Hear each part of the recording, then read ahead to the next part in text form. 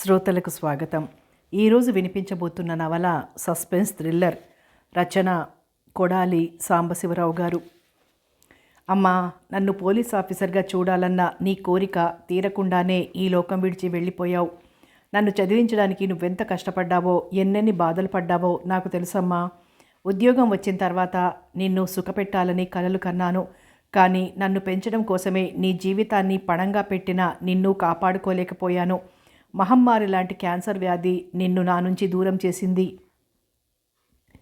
జన్మ జన్మలకి నువ్వే నాకు అమ్మవి కావాలని ప్రార్థిస్తున్నానమ్మా. నీ కోరిక ప్రకారం ఆఫీసర్ని కాలేకపోయాను, కానీ బ్రతుకు తెరువు కోసం టాక్సీ డ్రైవర్నయ్యాను. నన్ను ఆశీర్వదించమ్మా. శూన్యంలోకి ఎవ్వరికి కనిపించకుండా ఎక్కడో సుదూర తీరాలలో అనంత విశ్వంలో కలిసి ఉన్న తల్లి ఆశీర్వచనం కోసం రోజూ ప్రార్థిస్తుంటాడు. శశి, కన్నా, నన్ను మర్చిపోకురా. నువ్వు పెద్దవాడివై ప్రయోజకుడివైతే ఈ తల్లిని గుర్తుంచుకుంటావు కదూ, ఈ తల్లిని మర్చిపోవు కదూ. చిన్నప్పుడు తల్లి అన్న మాటలు గుర్తొచ్చి అతని కళ్ళ నుంచి జారిపడ్డాయి అశ్రువులు. పేగు తెంచుకుని పుట్టి మమకారాన్ని, అనురాగాన్ని తల్లి దగ్గర ఉగ్గుపాలతో పంచుకున్న ఏ కన్నబిడ్డ మాతృమూర్తిని మర్చిపోగలడమ్మా? జన్మ జన్మలకి నువ్వే నాకు అమ్మవి కావాలి. అందమైన ఓ సాయంకాలం ప్రేమికుల జంటలు సహజంగా పార్కులోనో లేక బీచ్లోనో దేవాలయాల్లోనో కలుసుకుంటారు, వీలైతే సినిమా థియేటర్ల వద్ద. కానీ శశాంక తన ప్రియురాలిని అటువంటి చోట్ల కలవడు. తన 6వ ప్రాణంగా చూసుకునే నల్ల రంగు టాక్సీ కారులో కలుసుకుంటాడు. గంటల తరబడి ఆ కారులోనే గడిపేస్తాడు ప్రియురాలి సాంగత్యంలో. ఈ లోకంలో ఒంటరివాడైన శశాంకకి బ్రతుకు తెరువులో సాయపడేది టాక్సీ అయితే, ప్రేమ కోసం బ్రతికించేది ఆ అందాల సుందరి స్వాతి. ఆమె కోసం అతను, అతని కోసం ఆమె. వాళ్ల ప్రేమ మధ్య తారతమ్యాలు లేవు, హద్దులు లేవు, రాత్రి పగలు లేదు. శశి, నా మాట విను. మా నాన్నతో చెప్పి మంచి ఉద్యోగం ఇప్పిస్తాను. టాక్సీ తోలడం ఎందుకు? ఏం, టాక్సీ తోలితే తప్ప? ఆమె బుగ్గ మీద గిచ్చుతూ అడిగాడు. అది కాదు శశి, నో, ఇంకేదైనా మాట్లాడు. ఒకరి రికమెండేషన్తో ఉద్యోగం సంపాదించడం నాకు ఇష్టం లేదు. నా అర్హతల్ని గుర్తించి ఈ ప్రభుత్వం నాకు ఉద్యోగం ఇచ్చేంత వరకు నేను ఇలా స్వేచ్ఛగా బ్రతుకుతాను. నిజానికి ఈ టాక్సీ డ్రైవర్ జీవితమే నాకెంతో హాయిగా ఉంది. అబ్బా, మహా మొండి, నేను అడగడం నా పొరపాటు. సర్లే, రేపు నా పుట్టినరోజు. ఈ ప్రియురాలికి బహుమానం ఏమిస్తావు? అడిగి బహుమానాలు పుచ్చుకోవడం మీ వంశాచారం అయితే కావచ్చు, కానీ బహుమానాలు ఇచ్చే స్తోమత నాకు లేదు. కానీ అడిగావు కాబట్టి విలువ కట్టలేని ప్రజెంటేషన్ అడ్వాన్స్గా ఇప్పుడే ఇచ్చేస్తాను అంటూ గట్టిగా కౌగిలించుకొని ముద్దు పెట్టుకున్నాడు శశాంక. అధరామృతం ఇద్దరికీ మత్తు కలిగించేలా చేసింది. తన్మయత్వంతో మునిగిపోయారు. అతని బాహువుల్లో ఉక్కిరి బిక్కిరైందామె. మై గాడ్, మొండివే కాదు, మొరటివాడివి కూడా. నిన్ను ప్రజెంటేషన్ అడగడం నాదే పొరపాటు. ఏం, నా బహుమతి నచ్చలేదా? సిగ్గుతో కుచించుకుపోయింది స్వాతి. చాలే, ఇక వదులు, ఇంటికి వెళ్ళాలి, నాన్నగారు ఎదురు చూస్తుంటారు అన్నది. అప్పుడేనా?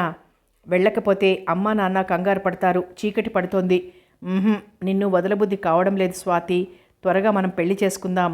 అంత తొందర పనికిరాదు మహానుభావా. రేపు బర్త్డే రోజున మన పెళ్లి విషయం నాన్నగారు నీతో మాట్లాడతారు. వాట్, నాతోనా? మీ నాన్నగారా? ఏం, భయమేస్తుందా? ఎందుకలా నోరు తెరిచావు? నమ్మలేకపోతున్నాను. ఒక టాక్సీ డ్రైవర్ని అల్లుడిగా చేసుకునే విశాల హృదయం మీ నాన్నగారికి ఉందా?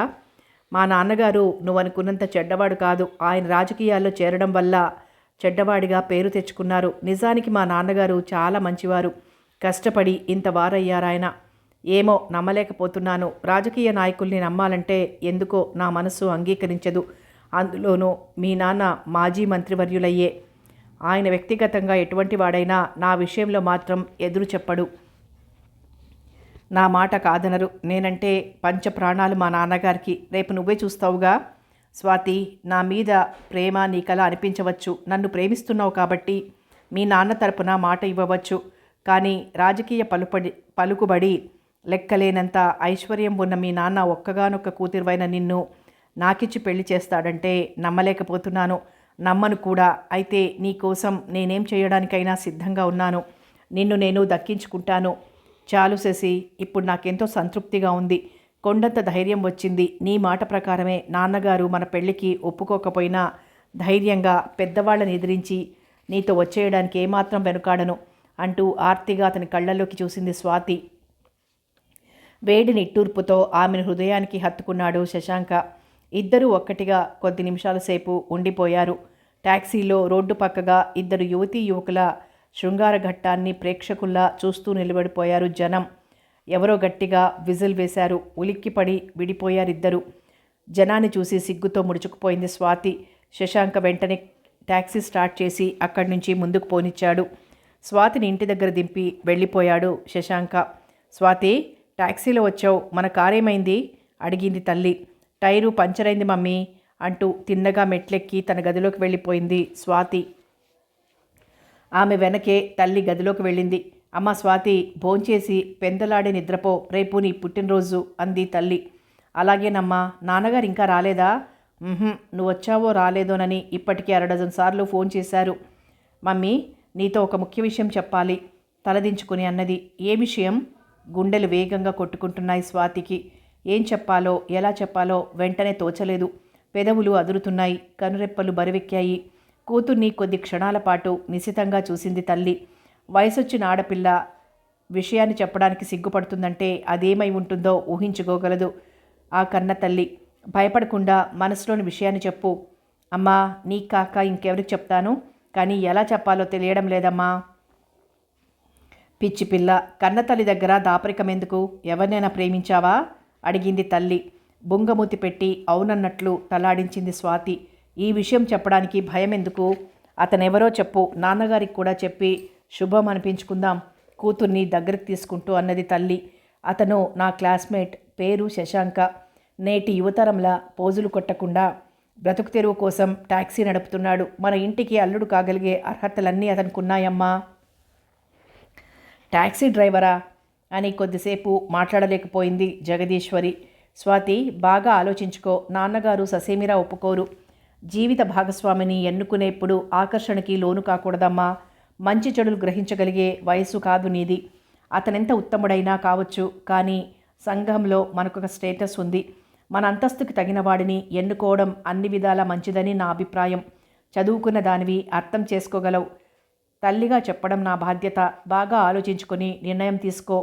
సారీ మమ్మీ, మనసు మార్చుకోలేను. శశాంకరే భర్తగా నిర్ణయించుకున్నాను. ఇది నా జీవిత సమస్య. కుండ బద్దలు కొట్టినట్టు చెప్పింది స్వాతి. దైవ నిర్ణయం ఎట్లా ఉంటే అట్లాగే జరుగుతుంది. నాన్నగారి గురించి కూడా ఒక్కసారి ఆలోచించుకో. పరువు ప్రతిష్టల కోసం ఆయన ఏమైనా చేస్తారు అని వెళ్ళిపోయింది జగదీశ్వరి. ఒక్కగానొక్క కూతురు గారాబంగా పెంచడం వల్ల తన మాట వినడం లేదని బాధపడిందామె. ఈ విషయం తన భర్తకు తెలిస్తే ఎటువంటి గొడవలు జరుగుతాయోనని ఆందోళన చెందింది. ఆమె మనసంతా గుబులుతో నిండిపోయింది. ఆ రోజు స్వాతి బర్త్డే. స్వాతి రమణీయంగా అలంకరించుకొని జగదేక సుందరిలా మెరిసిపోతోంది. ఆమె స్నేహితులంతా పార్టీకి అటెండ్ అయ్యారు. ఎంతమంది స్నేహితులు వచ్చినా స్వాతి మనసు మాత్రం మరో మనిషి కోసం ఆరాటపడుతోంది. అన్యమనస్కంగా తిరుగుతోంది. ఆమె ఎదురు చూసే మనిషి శశాంక. అతను రాకపోవడం స్వాతి మనసులో కలవరం రేగింది. శశాంక ఎందుకు రాలేదో ఊహించుకోలేకపోతోంది. స్వాతి తండ్రి సుదర్శనరావు గారు తన రాజకీయ అనుభవాన్ని మిత్రులతో చెప్పుకుంటూ గర్వంగా మీసాలు మెలేస్తున్నాడాయన. తల్లి జగదీశ్వరికి గుండెలు వేగంగా కొట్టుకుంటున్నాయి. శశాంక వస్తే ఏం జరుగుతుందో ఆమె ఊహించుకుంటోంది. భగవంతుడా, అతన్ని రానియకుండా ఆపుస్వామి, దైవాన్ని ప్రార్థిస్తోంది. స్వాతి, ఆలస్యం అవుతోంది, కేక్ కట్ చేయి సుదర్శనరావు గారు అన్నారు. రిస్ట్ వాచ్లో టైం చూసుకుంది స్వాతి. ఏమిటే ఆలస్యం? ఎవరికోసం అంత ఆతృతగా ఎదురు చూస్తున్నావు? స్నేహితురాలు అడిగింది. ఆమె పేరు ప్రతిమ. ప్లీజ్ ఇంకో 5 నిమిషాలు వెయిట్ చేద్దాం. శశాంక ఎందుకో రాలేదు అంది స్వాతి. ఐసి, అందుకే ఈ ఎదురు తెన్నులు. అయితే ఈ పూట మాకు పస్తే అన్నది ఆ స్నేహితురాలు. అదేమిటే, రకరకాల పిండి వంటలు సిద్ధంగా ఉంటే పస్తు అంటావు? ఇంకో స్నేహితురాలు అన్నది. ఆ స్నేహితురాలి పేరు సృజన. కాక మరేమిటే, ఈవిడ గారు ఆ శశాంక కోసం ఎదురు చూస్తోంది. ఆయన గారు టాక్సీ డ్రైవర్ కదా, ఏ సుదూర తీరాలకో కిరాయి వెళ్ళుంటాడు. గొల్లులు నవ్వారు స్నేహితులంతా. ముఖం ముడిచింది స్వాతి. షటప్, శశాంక తప్పకుండా వస్తాడు. అతని కోసం అవసరమైతే పార్టీని క్యాన్సిల్ చేస్తాను సీరియస్గా అన్నది స్వాతి. బుగ్గలు నొక్కుకున్నారు స్నేహితులంతా. ఆలస్యం అయినందుకు ఆహుతులంతా సుదర్శనరావు గారిని తొందర పెడుతున్నారు. బేబీ, ఇంకా ఎవరైనా రావాలా నొప్పించకుండా అడిగారు ఆయన. అవును డాడీ, నాకు బాగా కావలసిన వారు ఎందుకో రాలేదు అన్నది. ఎవరో చెప్పమ్మా, కారు పంపిస్తాను లేదా ఫోన్ చేస్తాను అన్నాడు ఆయన. సమయం సందర్భం అనుకోకుండా కలిసి వచ్చాయి. వెంటనే ఆయన ఎవరో కాదు డాడీ, నీకు కాబోయే అల్లుడు అందరూ వినేలా అన్నది. ఒక్క క్షణం పాటు సుదర్శన్ రావు గారి రక్త ప్రసరణ ఆగిపోయింది. మొహం తెల్లగా పాలిపోయింది. నేర్పుగా మొహంలోని భావాలని కప్పిపుచ్చుకున్నారాయన. రాజకీయ జీవితంలో అటువంటి అనుభవాన్ని సంపాదించాడాయన. మిస్టర్ సుదర్శన్ రావు, మీ అమ్మాయికి పెళ్లి నిశ్చయమైందా? మాకు చెప్పనే లేదు ఆయన దగ్గర స్నేహితులు అడిగారు. ఇది మా అమ్మాయి బర్త్డే పార్టీ మాత్రమే కాదు, నాకు కాబోయే అల్లుడి గురించి ఏర్పాటు చేసిన ఎంగేజ్మెంట్ పార్టీ కూడా జస్ట్ సర్ప్రైజ్ అని పెద్ద పెట్టున నవ్వాడు. జగదీశ్వరి భర్త మాటల్ని నమ్మలేకపోయింది. స్వాతి కూడా దాదాపు అదే పరిస్థితిలో ఉంది. అయితే భర్త మనస్తత్వం తెలిసిన జగదీశ్వరికి మాత్రం గుండెలు వేగంగా కొట్టుకుంటున్నాయి. పరువు కోసం ఆయన ఆ 10 మందిలో అబద్ధమాడారని గ్రహించింది. లేడీస్ అండ్ జెంటిల్మెన్, సోదర సోదరీమణులారా, ఈరోజు మా అమ్మాయి పుట్టినరోజని మీ అందరికీ తెలుసు. అయితే మీకు తెలియని నిజం మరొకటి ఉంది. అదేమిటంటే, నాకు తెలియకుండా మా అమ్మాయి ఒక యువకునికి మనసిచ్చింది. అతనెవరో నాకింతవరకు తెలియకపోయినా ఆ వ్యక్తినే నా అల్లుడిగా నిశ్చయించుకున్నాను. అతను ఎవరైనా సరే నా కూతురి భర్తగా అంగీకరించాను. ఇంకొద్ది నిమిషాల్లో అతను ఇక్కడికి రాబోతున్నాడట. మీ అందరికీ పరిచయం కాబోతున్నాడు ఉపన్యాస ధోరణిలో అన్నాడు. హర్షధ్వానాలు మిన్నుముట్టాయి. సుదర్శన్ రావు గారి ఉదార స్వభావాన్ని అందరూ మెచ్చుకున్నారు. ఆయన గొప్పతనాన్ని కొనియాడారు. సుదర్శన్ రావు గారికి కావాల్సింది కూడా అదే. ఆహుతుల ఆలోచనలన్నీ వేరుగా ఉన్నాయి. సుదర్శన్ రావు గారి వంటి మంచి వ్యక్తులకు కాబోయే అల్లుడు ఎటువంటి వాడో, ఎంత గొప్పవాడో, ఎలా ఉంటాడో చూడాలన్న ఆతృత కలిగింది అందరికీ. అందరిలోనూ ఆసక్తి రేగింది. అంతా ఎదురు చూస్తున్నారు. స్వాతి తండ్రి మాటలకు ఆశ్చర్యపోయింది. తను విన్నది నిజమో అబద్ధమో నమ్మలేకపోయింది. తండ్రి మీద ఎనలేని అభిమానం పుట్టుకొచ్చింది. Thank you daddy, thank you అంటూ ముద్దు పెట్టుకుంది. బేబీ, ఎప్పుడు ఏం చేయాలో నాకు బాగా తెలుసమ్మా గంభీరంగా అన్నాడాయన. సరిగ్గా అప్పుడే ముఖద్వారం దగ్గర ఏదో గొడవ జరుగుతోంది. వాచ్మెన్ ఎవరినో లోనికి రానియకుండా ఆటంకపరుస్తున్నాడు. మురికి దుస్తుల్లో ఉన్నాడు లోనికి రాబోతున్న వ్యక్తి. ముందుగా స్వాతి ఆ దృశ్యాన్ని చూసింది. యాదగిరి అని పెద్ద పెట్టున వాచ్మెన్ మీద విరుచుకుపడి పరుగున అక్కడికొచ్చింది. సారీ శశాంక, నువ్వెవరో తెలియక అతను అడ్డగించాడు. Come in, welcome to you. అతను చేయి పుచ్చుకొని లోనికి ఆహ్వానించింది స్వాతి. డ్రైవర్ యూనిఫామ్లో ఉన్నాడు శశాంక. ట్యాక్సీని స్టాండ్లో పెట్టి తిన్నగా ఇటే వచ్చేశాడు. మొహమంతా జిడ్డు కారుతోంది. కళ్ళు ఎరుపు రంగు పులుముకొని ఉన్నాయి. జుత్తు రేగి ఉంది. ఆయిల్ మరకలతో అసహ్యంగా కనిపిస్తోంది అతని రూపం. శశాంకను చూసి అందరూ నిర్ఘాంతపోయారు. శశాంక ఒక్కడే అయితే ఆశ్చర్యపోనవసరం లేదు. అప్పుడు అతన్ని తలదన్నే అందగత్తే స్వాతి. అతన్ని హత్తుకుపోయి నడుస్తూ లోనికి ఆహ్వానిస్తుంటే వారి ఆశ్చర్యానికి అంతులేదు. సుదర్శన్ రావు గారు అందరిలాగే చూస్తూ ఉండిపోయాడు. మిస్టర్ సుదర్శన్ రావు, అతనేనా మీ కాబోయే అల్లుడు? ఆ ఒక్క పెద్ద మనిషి అడిగాడు. అతను ట్యాక్సీ డ్రైవర్ కదూ? ట్యాక్సీ డ్రైవరా మీ అల్లుడు? మరొక వ్యక్తి అన్నాడు. సుదర్శన్ రావు, మీ హృదయం ఎంత విశాలమైంది కావచ్చు, ఆదర్శ భావాలు ఎన్నో మీకుండొచ్చు. కానీ అర్హత లేని వాడిని అల్లుడిగా చేసుకోవడం మీలాంటి వారికి తగని పని. బాగా ఆలోచించండి, మరొక స్నేహితుడన్నాడు. దీర్ఘంగా ఆలోచించి అందరి ప్రశ్నలకి జవాబుగా చిరునవ్వు నవ్వాడాయన. గబగబా శశాంకకి ఎదురు వెళ్ళాడు. డాడీ, ఈయన పేరు శశాంక, పరిచయం చేసింది స్వాతి. హలో యంగ్ మ్యాన్, మా అమ్మాయి ఎవరినో ప్రేమించిందంటే ఏ కోటీశ్వరుడినో, బిజినెస్ మ్యాగ్నెట్నో, మంత్రిగారి అబ్బాయినో అనుకున్నాను. కానీ ఒక సాధారణ మనిషిని ఊహించుకోలేకపోయాను. నా కూతురు నా సిద్ధాంతాలకు వ్యతిరేకంగా ఏదీ చెయ్యదని ఇప్పుడు అర్థమైంది. నేను కోరుకునేది కూడా ఏ ఆడంబరం లేని నీ వంటి నిస్వార్థపరుడిని. నువ్వు అల్లుడివి కాబోతున్నందుకు నాకెంతో సంతోషంగా ఉంది. రా, నా స్నేహితులందరినీ పరిచయం చేస్తాను అన్నారు సుదర్శన్ రావు గారు. స్వాతి సంతోషంతో ఉక్కిరిబిక్కిరైంది. ఆమె స్నేహితులంతా ఇబ్బందిగా చూస్తున్నారు. ఈయన రాజగోపాల్, పారిశ్రామికవేత్త, లక్షల మీద వ్యాపారం, ఓ 30-40 కార్లున్నాయి. ఒక్కొక్క డ్రైవర్కి 1000 రూపాయలకి తక్కువ లేకుండా జీతం ఇస్తున్నారు. అవును, అడగడం మర్చిపోయాను, నువ్వు ఏమాత్రం సంపాదిస్తున్నావు అన్నాడు సుదర్శన్ రావు. సమాధానం చెప్పలేదు శశాంక. అప్పటికే అర్థమైంది తనొక తీయటి ఊబిలో కూరుకుపోతున్నట్టు. పర్వాలేదు, నీ సంపాదనతో మా అమ్మాయిని పోషించనక్కర్లేదు. 10 తరాలు కూర్చుని తిన్నా తరగని ఆస్తి నా తదనంతరం మా అమ్మాయికి వస్తుంది. అప్పుడు నువ్వు డ్రైవర్ ఉద్యోగం మానేయొచ్చు అన్నాడాయన. సుదర్శన్ రావు గారి మాటల్లోని వ్యంగ్యాన్ని పసిగట్టాడు శశాంక. ఈయన ఎమ్మెల్యే ఆనందరావు గారు, 4 డ్రైవర్లున్నారు, నమ్మకమైన వాళ్ళు. అంత మాత్రాన వాళ్ళని నెత్తినెక్కించుకోలేదు. చెప్పు కింద తేలులా నొక్కి పట్టారు. ఏమైనా వాళ్ళు డ్రైవర్లే కదా. శశాంక వంక ఓరగా చూశాడాయన. కందిపోయింది శశాంక మొహం. ఇంకో పెద్ద మనిషిని పరిచయం చేయబోతుండగా మధ్యలో అడ్డుకుంది స్వాతి. Stop it daddy. శశాంకని అవమానించడానికే మీరు ఈ పరిచయాలు చేస్తోందని అర్థమైంది. అంతేకాదు మీ మాటల వెనక అంతరార్థాన్ని వెంటనే గ్రహించలేకపోయినందుకు సిగ్గుపడుతున్నాను అంటూ గబగబా శశాంకను అందరి మధ్యకు తీసుకువెళ్ళి, మై డియర్ ఫ్రెండ్స్, ఇతను శశాంక. ప్రేమించడానికి అంతస్తులతో పనిలేదని మరోసారి రుజువు చేయడానికే నేను ఇతన్ని పెళ్లి చేసుకోబోతున్నాను. మా డాడీ మీద గౌరవంతోనో లేక మరేదైనా కారణం చేతనో మీరంతా ఇక్కడికి వచ్చినందుకు కృతజ్ఞతలు తెలుపుకుంటున్నాను. ఎవరికి ఇష్టం ఉన్నా లేకపోయినా శశాంకే నాకు కాబోయే భర్త.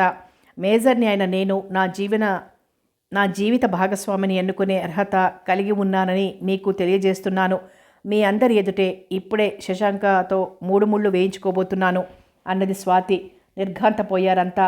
చేష్టలుడిగి నిలబడిపోయాడు సుదర్శన్ రావు గారు. అమ్మా స్వాతి, తొందరపడకమ్మా, నాన్నగారి మాట విను. తల్లి పరిగెత్తుకొచ్చింది.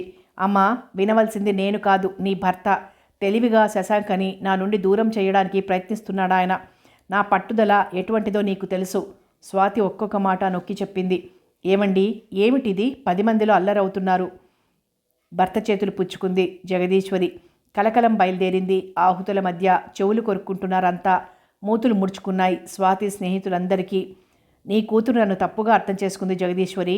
నేను ముందే చెప్పాను, నా కాబోయే అల్లుడు ఎటువంటి వాడైనా అమ్మాయి ప్రేమించింది కాబట్టి ఇష్టపడతానని. సుదర్శన్ రావు గారిని అర్థం చేసుకోవడానికి ప్రయత్నిస్తున్నారు అంతా. అప్పుడు మళ్ళీ ఆయనే అన్నాడు, శశాంక తనకి కాబోయే అల్లుడని. మళ్ళీ హర్షధ్వానాలు. దిక్పాలకులు దీవించారు, దేవతలు ఆశీర్వదించారు, కన్నవాళ్ళు కనికరించారు. ఇక మీదట మనకు ఏ అడ్డంకి లేదు. మనం కాబోయే భార్యాభర్తలం. ఎక్కడైనా కలవచ్చు, ఎప్పుడైనా కలవచ్చు అంటూ గట్టిగా ముద్దు పెట్టుకుంది స్వాతి. ఆ మధురానుభూతిని నెమరు వేసుకుంటూ ట్యాక్సీని డ్రైవ్ చేస్తున్నాడు శశాంక. అప్పుడు సమయం రాత్రి 10 గంటలు దాటుతోంది. స్వాతిని ఇంటి దగ్గర దింపి తన నివాసానికి బయలుదేరాడు శశాంక.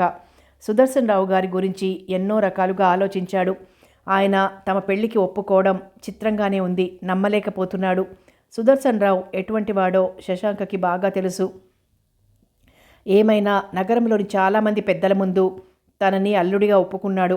క్రూర జంతువు వేటాడటం మానేసిందంటే నమ్మొచ్చు, కానీ సుదర్శన్ రావులో మంచితనం ఉందంటే నమ్మబుద్ధి కావడం లేదు శశాంకకి. ట్యాక్సీ వేగంగా పరిగెడుతోంది. దూరంగా అస్పష్టంగా ఓ మానవ ఆకారం కనిపించింది.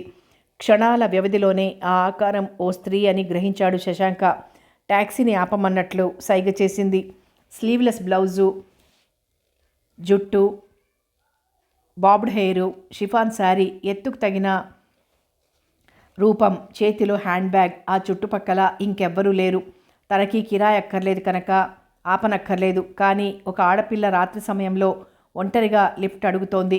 శశాంక పిరికివాడు కాదు. ఆమెకు కొంచెం ముందుగా ట్యాక్సీని ఆపాడు. పరుగున వచ్చి డోర్ తెచ్చుకుని వెనక సీట్లో కూర్చుంది ఆ యువతి.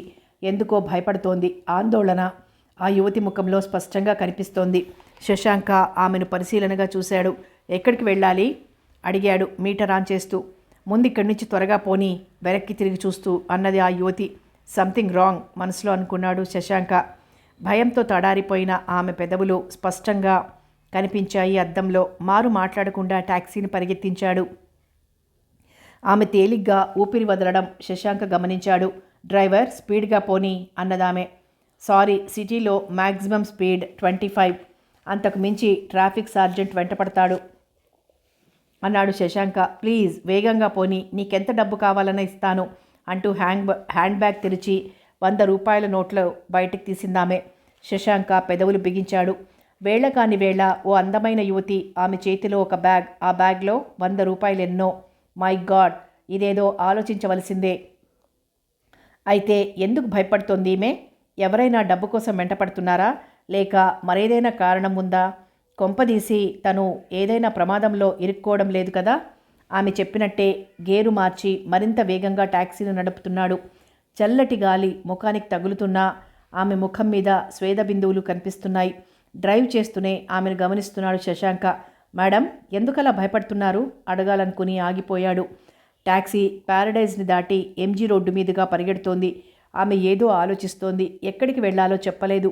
టాక్సీ పరిగెడుతూనే ఉంది. ఆమె అప్పుడప్పుడు వెనక్కి తిరిగి చూస్తోంది. శశాంకకి ఓ విషయం అర్థమైంది. ఆమెను ఎవరో ఫాలో అవుతున్నారు. అందుకు కారణం ఆమె దగ్గరున్న డబ్బు కావచ్చు, లేదా ఆమె అందం కావచ్చు. హఠాత్తుగా శశాంకని అడిగింది, డ్రైవర్, నీ పేరేంటి అని. నిమిషం తర్వాత చెప్పాడు. మళ్ళీ కొద్దిసేపు మౌనం వహించిందామె. మిస్టర్ శశాంక, నాకు సాయం చేస్తావా అన్నది ఆ యువతి. కొత్త కొత్త అనుమానాలు మొదలయ్యాయి అతనిలో. సాయమా? ఏమిటది? తల కొంచెం వెనక్కి తిప్పి అన్నాడు. ఈ రాత్రికి మా ఇంటికి వచ్చి నాతో ఉండాలి. అదిరిపడ్డాడు శశాంక. ఆమె అటువంటి కోరిక కోరుతుందని అతను ఊహించలేదు. గొంతులో ఏదో అడ్డుపడినట్లయింది. మిస్టర్ శశాంక, సమాధానం చెప్పవేం? సారీ, అపరిచితుల ఇళ్లకు వెళ్ళడం నాకు అలవాట్లేదు. అపార్థం చేసుకోకు. చదువుకున్న వాడిలా ఉన్నావు. నన్ను అర్థం చేసుకో. ఈ ఒక్క రాత్రికి నాతో ఉండు. నీకెంత డబ్బు కావాలన్నా ఇస్తాను బ్రతిమలాడుతున్న ధోరణిలో అన్నదామె. పొరపాటు పడుతున్నావు మిస్. డబ్బుకి అమ్ముడుపోయే మనిషిని కాను. అటువంటి వాళ్ళు వేరే ఉన్నారు అంటూ టాక్సీని రోడ్డు పక్కగా ఆపేసి డోర్ తెరిచాడు. దిగి మరో టాక్సీ చూసుకో అన్నాడు. దయచేసి నా మాట విను. నీ సోదరిగా భావించి నన్ను అర్థం చేసుకోవడానికి ప్రయత్నించు అంటూ తన అడ్రస్ చెప్పిందామె. సికింద్రాబాద్లో ధనికులు ఉండే ప్రాంతంలో ఖరీదైన అపార్ట్మెంట్ అడ్రస్ అది. ఆమె మాటల్లో అభ్యర్థన ఉన్నది. ఏదో తెలియని బంధాన్ని అతని పాదాలకు వేసింది. సెంటిమెంట్ అతన్ని లొంగదీసింది. ఇంకేమీ మాట్లాడలేకపోయాడు శశాంక. 5 నిమిషాల్లో ఆమె చెప్పిన అడ్రస్కి తీసుకుపోయాడు. విశాలమైన ప్రదేశంలో 6 అంతస్తుల అపార్ట్మెంట్స్ ముందు ఆగింది టాక్సీ. సెకండ్ ఫ్లోర్లో నా ఫ్లాట్, కమాన్ అంటూ అతనితో బయలుదేరిందామె.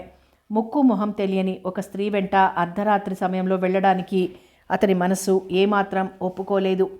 జరగరానిది ఏమైనా జరిగితే ఈ పరిస్థితిలో తనని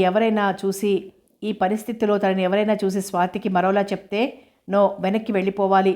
మేడం, కిరాయిస్తే వెనక్కి వెళ్ళిపోతాను నిలబడి అన్నాడు. మిస్టర్ శశాంక, నా వల్ల ఎటువంటి ఇబ్బంది ఉండదు. నీకే విధమైన హాని జరగదు. ప్లీజ్ ఇంకేమీ మాట్లాడకుండా నాతో రా అన్నది. వెళ్ళక తప్పలేదు శశాంకకి. లోనికి రా శశాంక. డోర్ తెరిచి లైట్ స్విచ్ ఆన్ చేసి అన్నది. ఆమె ఆ వెలుగులో అప్పుడు స్పష్టమైంది. ఆమెను స్పష్టంగా చూశాడు. ఆమె రూపురేఖల్ని చూశాడతను.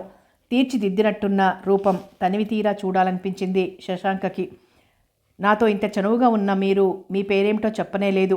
దేవకి అన్నది ఆమె కిచెన్ రూమ్లోకి వెళ్తూ. శశాంక ఇంటిని పరిశీలనగా చూస్తున్నాడు. ఆమె అందానికి తగినట్టుగా ఉంది ఆ ఇల్లు. ఫర్నిచర్ అంతా పొందికగా అమర్చబడి ఉంది. అంతా మోడర్న్ టేస్ట్. లైఫ్ మ్యాగజైన్ తిరగేస్తూ సోఫాలో కూర్చున్నాడు. 5 నిమిషాల తర్వాత కిచెన్లోంచి బయటకు వచ్చింది దేవకి. చకచకా డ్రెస్ మార్చుకొని డిన్నర్కి అన్ని ఏర్పాట్లు చేసింది. డైనింగ్ టేబుల్ మీద బ్రెడ్, బటర్, చపాతీలు, బాయిల్డ్ ఎగ్స్, పొటాటో కర్రీతో పాటు బీర్ బాటిల్స్ కూడా సిద్ధంగా ఉన్నాయి. శశాంకని ఆహ్వానించింది డిన్నర్కి. ఈ రాత్రి వేళ గెస్ట్కి ఇంతకంటే వేరే ఏమీ పెట్టలేను అన్నది. నేనెవరో మీకు తెలియదు. నాకెందుకు ఇంత మర్యాద చేస్తున్నారు? ఈ రాత్రి నేను ఇక్కడ ఉండటానికి గల కారణం ఏమిటో ఇప్పటికైనా చెప్తే. తప్పకుండా చెప్తాను. అయితే నిన్ను చూడగానే మంచివాడివనే ఉద్దేశం నాలో కలిగింది. అందుకే సందేహించకుండా నీ సాయం కోరాను. ముందు తినండి అన్నది దేవకి. ఆమె కూడా కుర్చీలో కూర్చుంది. ఆమె పట్ల పూర్తి చొరవ ఏర్పడింది శశాంకకి. సందేహించకుండా పెట్టినవన్నీ తినేసి 2 బీర్ బాటిల్స్ ఖాళీ చేశాడు. నవ్వుకుంది దేవకి. మరో బీర్ బాటిల్ని ఫ్రిడ్జ్లోంచి తీసుకొచ్చి తన ముందు పెట్టుకుంది. అర్ధగంట తర్వాత, శశాంక, ఈ రాత్రికి ఇక్కడే పడుకో. 6 గంటల కల్లా లేచి వెళ్ళిపోదువు గాని అన్నది దేవకి. ఆ మాట శశాంక మనసుని కలవరపెట్టింది. అయితే ఆమెను అనుమానించడానికి వీల్లేకుండా పోయింది. మిస్ దేవకి పరాయి మగాడిని గదిలో పడుకోబెట్టుకోవడానికి సంకోచంగా లేదు. ఉదయాన్నే ఎవరన్నా చూస్తే, అందులో నేను టాక్సీ డ్రైవర్ని. సహజంగా మోటార్ ఫీల్డ్లో ఉన్నవారికి చెడలవాట్లుంటాయని చాలామంది భావించుకుంటారు అన్నాడు. భారంగా నవ్విందామె. శశాంక, నువ్వు నీతికి కట్టుబడి ఉండే మనిషివని ముందే గ్రహించాను. నీ గురించి నాకు భయం లేదు. ఇక లోకల గురించి భయపడే మనస్తత్వం కాదు నాది. అయినా ఎవరో ఏదో అనుకుంటారని నా ప్రాణాలు పోగొట్టుకోలేనుగా. ఆఖరి మాట అంటున్నప్పుడు దేవకి గొంతు జీరగా పలికింది. పెదవులు వణికాయి. వాట్? మిస్ దేవకి, ఏమిటి మీరనేది? నే చెప్పేది నిజం శశాంక. కొందరు దుర్మార్గులు నన్ను చంపాలని చూస్తున్నారు అంటూ సిగరెట్ వెలిగించింది దేవకి. విభ్రాంతిగా చూశాడు శశాంక. నమ్మలేకపోతున్నావు కదూ, అర్థమయ్యేలా చెప్తాను అంటూ లేచి కిటికీలోంచి ఒకసారి బయటకు చూసి వచ్చి కూర్చుంది. మిస్టర్ శశాంక, నాకు త్వరలో కొన్ని లక్షల ఆస్తి రాబోతోంది. కోర్టులో కేసు నడుస్తోంది. ఆ కేసులో నేను గెలవడం ఖాయమని లాయర్ ప్రభాకర్ అన్నాడు. నేను గెలిస్తే అవతలి వాడికి నష్టమే కాకుండా జైలు శిక్ష కూడా పడుతుంది. అందుకే ఒంటరిగా ఉన్న నన్ను చంపడానికి ప్రయత్నిస్తున్నారు. ఈ ఒక్క రాత్రి గడిస్తే చాలు, రేపే జడ్జిమెంట్ అన్నది దేవకి. ఆమె చెప్పింది విన్న తర్వాత ఎన్నో రకాల సందేహాలు తలెత్తాయి శశాంక మనసులో. మీ గురించి పూర్తిగా తెలుసుకోవచ్చా? Why not? అయితే రేపటి వరకు ఆగాలి అన్నదామె. ఓ చిన్న సందేహం. ఆ తర్వాత అయినా నిన్ను చంపరని గ్యారంటీ ఏముంది? నిజమే, నాకు సంక్రమించిన ఆస్తినంతా అమ్మేసుకొని ఈ దేశం విడిచి వెళ్ళిపోవాలని నిశ్చయించుకున్నాను. అందుకు తగిన ఏర్పాట్లన్నీ లాయర్ ప్రభాకర్ గారు చేశారు. మిమ్మల్ని చంపబోయే ఆ మనుషులు ఎవరో తెలుసుకోవచ్చా? తెలుసుకొని ప్రయోజనం లేదు శశాంక. వాళ్ళ మీద పోలీస్ కంప్లైంట్ ఇవ్వొచ్చుగా. వేస్ట్. అతన్ని పోలీసులు ఏమీ చెయ్యరు. అసలు కంప్లైంట్ తీసుకోరు. ఐ సెయి అంటే రాజధానిలో బాగా పలుకుబడి ఉన్న మనిషి అన్నమాట. ఆలోచించి అన్నాడు శశాంక. నో, ఆ విషయం గురించి ఆలోచించొద్దు శశాంక, ప్లీజ్ అన్నది దేవకి. ఆల్ రైట్, ఈ రాత్రికి ఇక్కడే పడుకుంటాను. రేపు మీతో పాటు కోర్టుకు కూడా వస్తాను అన్నాడు. థ్యాంక్ యూ వెరీ మచ్ అన్నది దేవకి. ఆమె ముఖంలో కొత్త వెలుగు కనిపించింది. శశాంక ఆమె గురించి ఆలోచిస్తున్నాడు. హాయిగా నిద్రపోతాను శశాంక, ఇంకా నాకు ఎటువంటి భయము లేదు అన్నది. నిశ్చింతగా నిద్రపోండి, ఈ రాత్రంతా మీకు బాడీగార్డ్లా పనిచేస్తాను అన్నాడు. నువ్వు నా పాలిట ఆపద్బాంధుడివి అంటూ తన గదిలోకి వెళ్ళిపోయింది దేవకి. శశాంక హాల్లో సోఫాలో పడుకున్నాడు. స్వాతి గురించిన ఆలోచనలు మనసుని గిలిగింతలు పెడుతుండగా మెల్లగా నిద్రలోకి జారిపోయాడు శశాంక. అప్పుడు సమయం 3 గంటలు కావస్తోంది. శరీరం బాగా అలసిపోయి ఉండటం వల్ల ఆదమర్చి నిద్రపోయాడు శశాంక. దేవకి బాధ్యతను భుజాల మీద వేసుకున్న అతను జరగబోయే సంఘటనను ఊహించలేకపోయాడు. ఆ గదిలో 0 వోల్ట్ బల్బు వెలుగుతోంది. భౌభౌం అంటూ అపార్ట్మెంట్ బయట ఓ ఊరకుక్క మురిగింది. సాధారణంగా కుక్కలు మొరగడాన్ని కొందరో తప్ప అందరూ అంతగా పట్టించుకోరు. అప్పుడు కూడా అదే జరిగింది. అపరిచిత వ్యక్తుల్ని చూసినప్పుడు కుక్కలు మొరగడం కొన్ని సంఘటనలకి సాంకేతికాలు. అయితే శశాంక నిద్రలో కూడా ఊరకుక్క అరుపుని విన్నాడు. లేచి ఒకసారి దేవకి గదివంక చూశాడు. లోపల ఆమె నిద్రపోతోంది. ఇంకో గంటలో తెల్లవారబోతోంది. ప్యాంటు తొడుక్కుంటూ డోర్ తెరుచుకొని కారిడార్లోకి వచ్చాడు. ఊరకుక్క ఒకటి అదే పనిగా మొరుగుతోంది. సిగరెట్ వెలిగించుకొని పార్క్ చేసి ఉన్న తన ట్యాక్సీ వంక చూశాడు.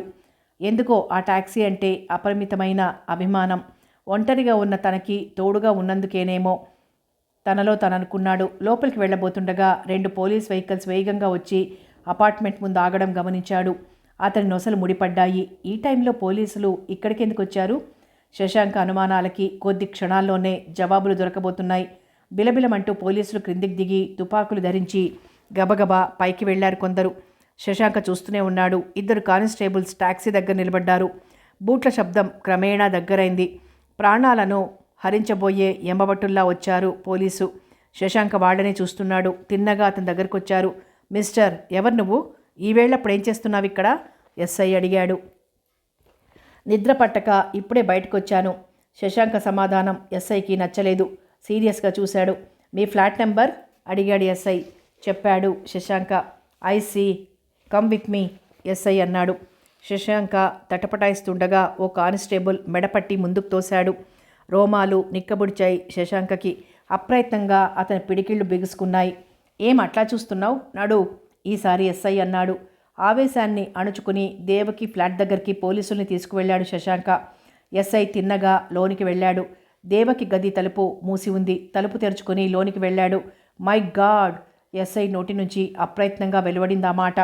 దేవకి ఫోమ్ బెడ్ దగ్గరికి మెల్లగా వెళ్ళాడు. వెడల్పైన కళ్ళతో నిర్జీవంగా కనిపించిందామె. మెడ చుట్టూ సన్నటి రోపు బిగించి ఉంది. నాలుక బయటకు కనిపిస్తోంది. కనుగుడ్లు వెళ్ళుకొచ్చాయి. మరణ యాతనను అనుభవించి ప్రాణాలు కోల్పోయినట్లు కనిపిస్తోంది. ఒంటి మీద దుస్తులు దూరంగా పడి ఉన్నాయి. ఎస్ఐ వెనకగా లోనికొచ్చిన శశాంక దేవకి శరీరాన్ని చూసి శిలాప్రతిమలా బిగుసుకుపోయాడు. ఓ గాడ్! హృదయాన్ని ఎవరో నలిపేస్తున్నంత బాధ. నో, దేవకి చనిపోలేదు, ఆవేశంగా అర్థరహితంగా అన్నాడు శశాంక. కొద్ది గంటల క్రితం తనతో మనసు విప్పి మాట్లాడిన మనిషి. ఏమిటి వైపరీత్యం? ఎలా జరిగింది? మిస్టర్, ఆమె చనిపోలేదు, చంపబడింది. తెలివిగా అమాయకంగా తప్పించుకోవడానికి ప్రయత్నించకు, కరుగ్గా అన్నాడు SI. Inspector, what do you mean? ఏదో 4 ఇంగ్లీష్ ముక్కలు నేర్చినంత మాత్రాన చదువుకున్నవాడిలా పోజు పెట్టకు. ఈమెను హత్య చేసింది నువ్వే. నీ పేరు శశాంక కదూ? హత్య నేను చెయ్యలేదు. ఇదేదో కుట్ర. నా మాట నమ్మండి.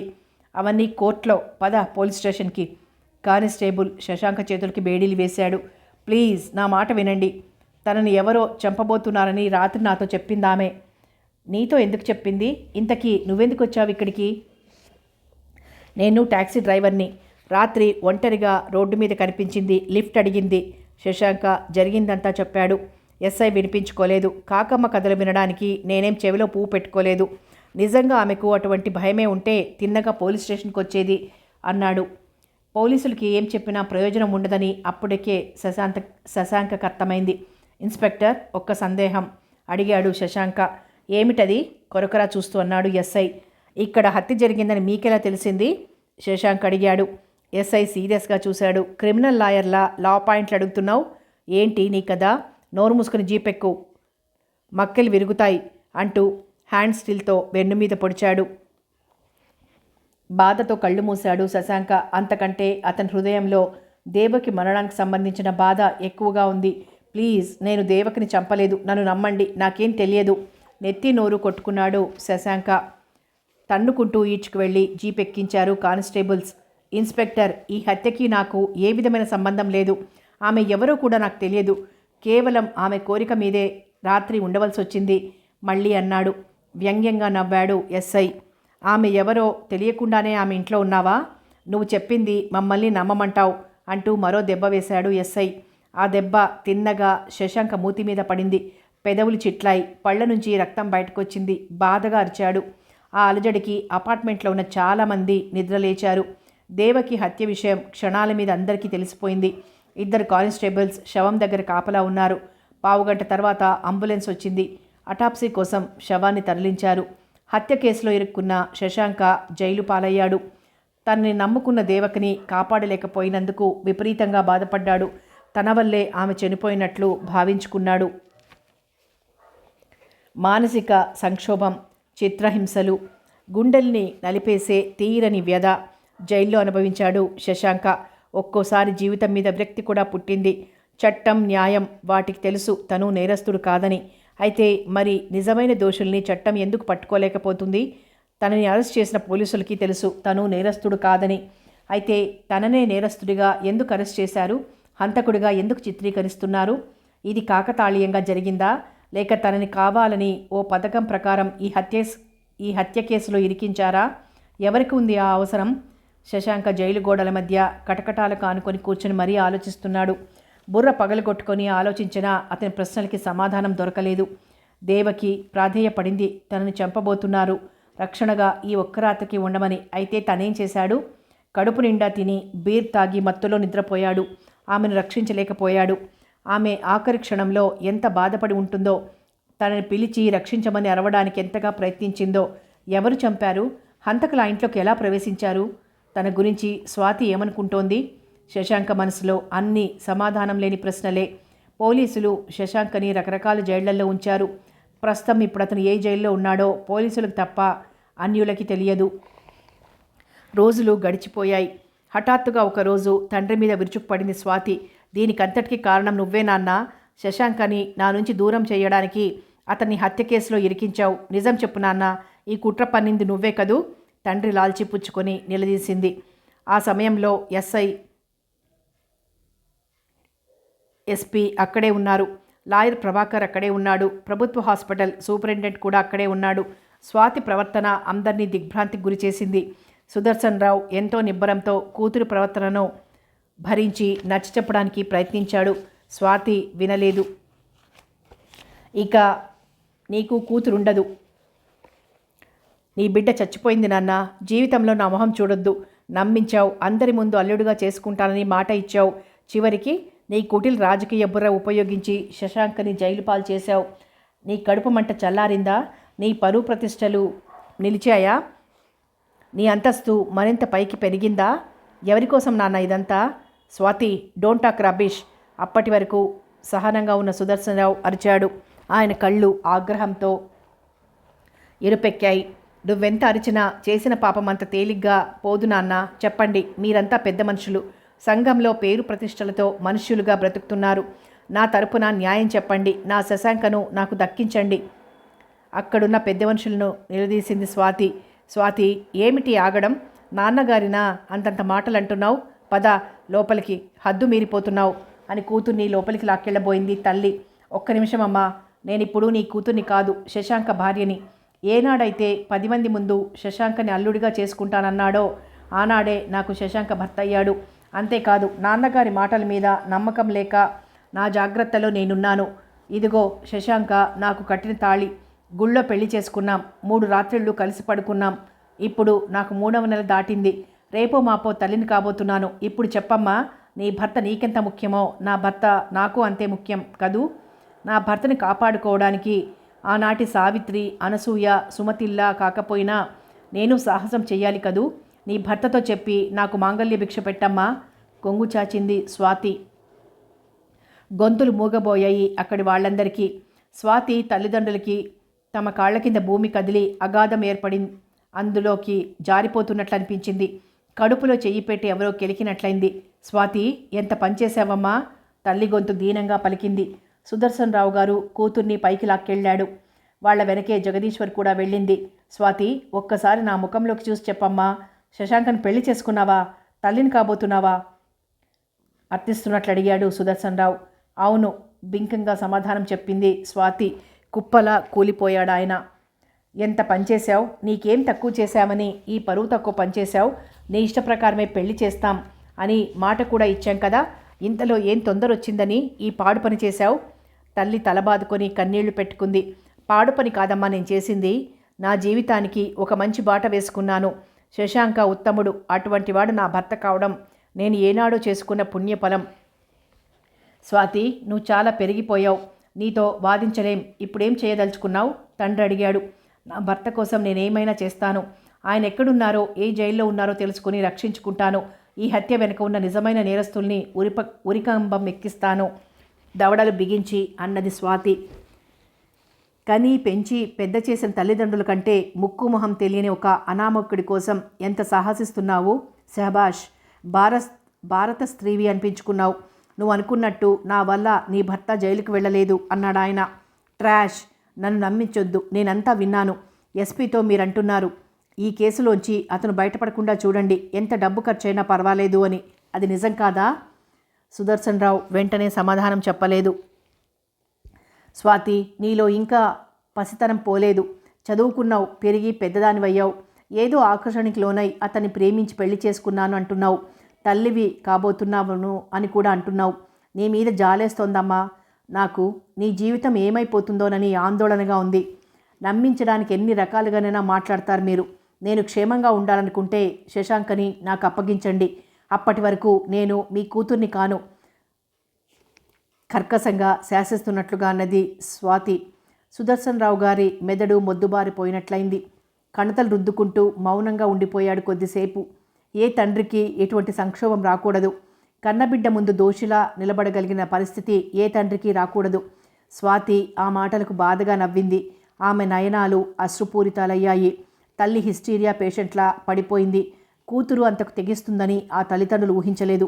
అయితే సుదర్శన్ రావులోని బాధ క్రమేణా అంతర్ధానమైపోతోంది. అందుకు కారణం స్వాతి గురించిన ఆలోచనలే. కథ కొనసాగుతుంది.